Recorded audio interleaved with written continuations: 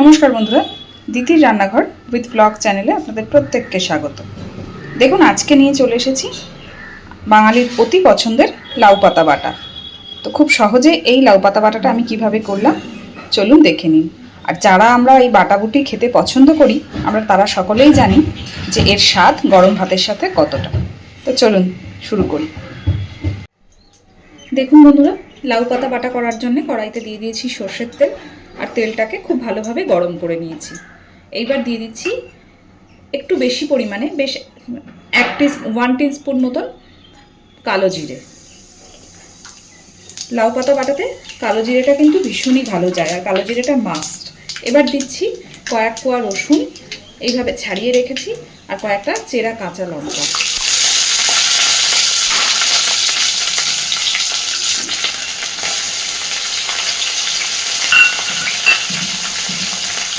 এর মধ্যেই এবার আমি কেটে ধুয়ে রাখা লাউ শাকটা দিয়ে দিচ্ছি।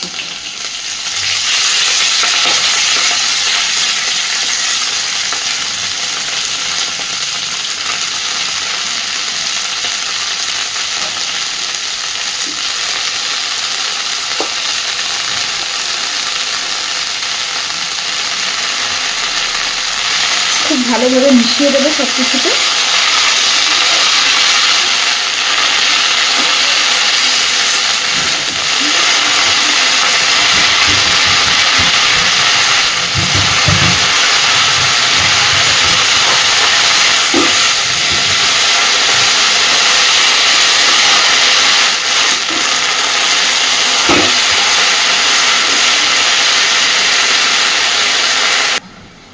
দেখুন, লাউ পাতাটা অনেকটাই নরম হয়ে গেছে।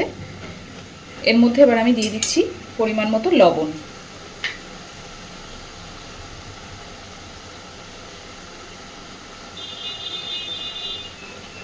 লবণটা দিলে লাউ পাতা দিয়ে আরও জল বেরোবে। আর দিচ্ছি হলুদ গুঁড়ো।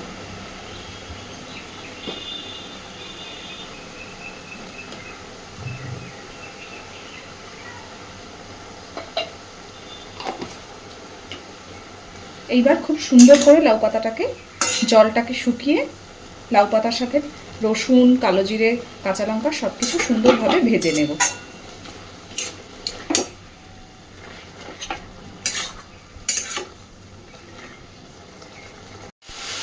দেখুন, সব কিছু শুকিয়ে কমে একদম একটুখানি হয়ে গেছে, জলটাও পুরোপুরি শুকিয়ে গেছে।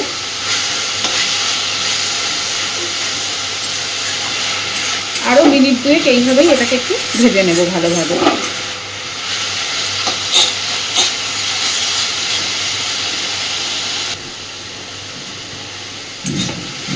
লাউ পাতাটা একদম রেডি। এইবার আমি গ্যাসের ফ্লেমটা অফ করে দিচ্ছি।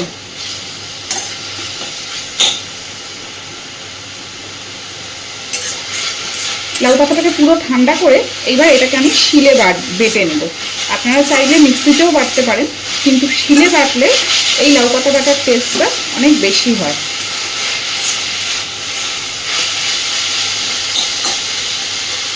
তো গ্যাসটা এবার অফ করে দিচ্ছি।